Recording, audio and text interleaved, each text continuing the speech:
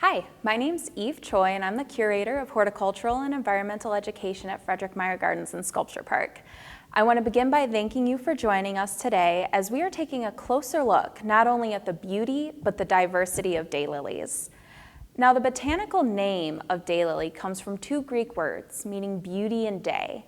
As the name suggests, each individual flower on the daylily typically blooms for one day.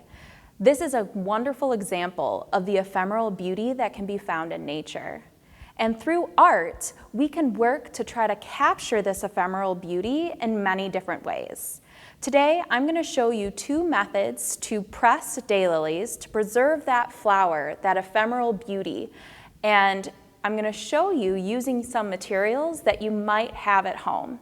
Now, if you have a formal flower press at home, you can definitely use that according to the instructions to press the blooms. But today, we're going to look at some household tools and materials that you can use to press daylilies at home. Now, before we get into those two different methods, I want to give you a few tips for choosing and prepping the daylilies that you're going to use to press. First, do your best to choose a bloom that is as vibrant in color as it can be. Choose one that's at its peak, because as the flower presses, it will lose some of its color. And the better condition your flower is in, the better it will look after it has been pressed. Second, if possible, choose a flower that has been dried out by the sun a little bit. If you have moisture on the flower, that water will make it more prone to mold during the pressing process. So try to start by pressing a flower that doesn't have any water on it. And then lastly, this is a decision you can make, but I removed the stamens to prevent staining from the pollen. So that's another step that you can do to help prepare your daylily to be pressed. The first method that I'm going to show you for pressing daylilies, and really any flower for that matter, uses a book. In addition to the book, I've got a heavy textbook here with lots of pages. You'll want some absorbent paper. I have parchment paper here. You can use a lot of different materials here, coffee filters, thin cardboard. This is what you're going to press the flowers in between. And then you'll want some additional heavy weights to put on top of the book once you have your pressed flower in place. All right, so we're going to begin by taking our book. Go ahead and place your first piece of parchment paper in the book.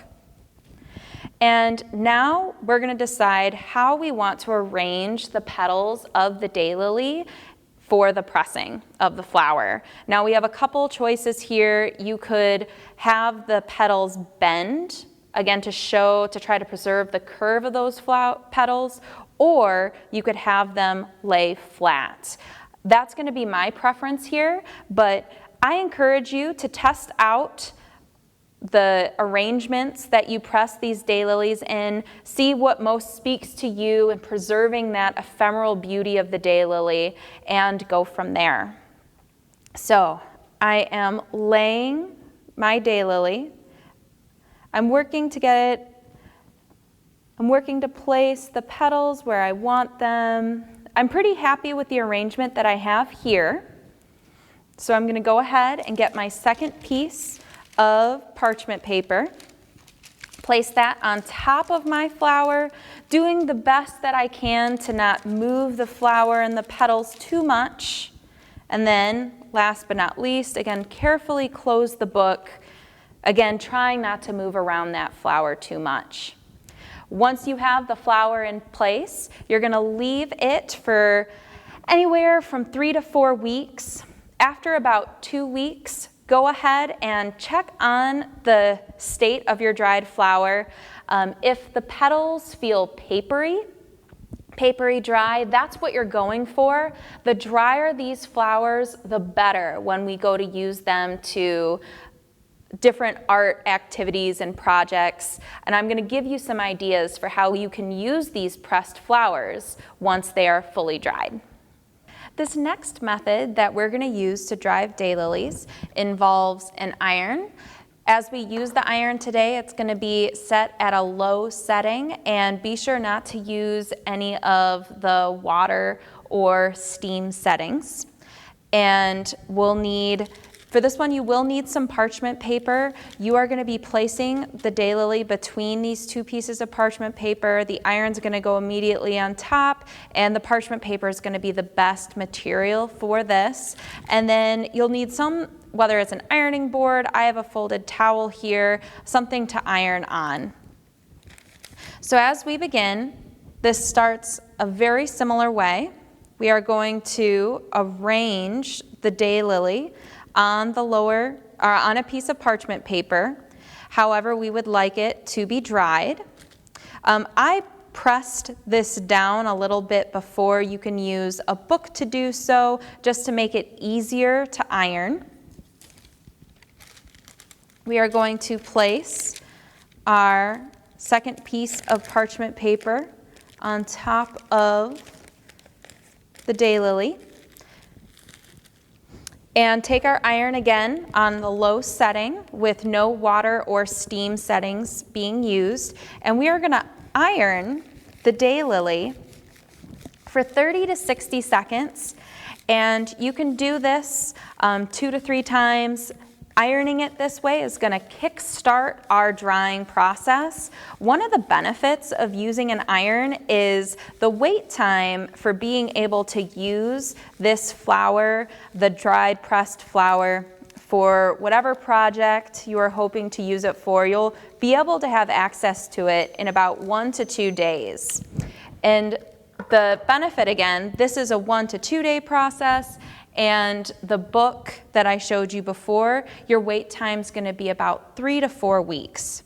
Now, again, you're going to want to iron the daylily for 30 to 60 seconds. You can do a couple rounds of that. I've gone ahead and ironed this daylily so you can see what it looks like when you're ready to go.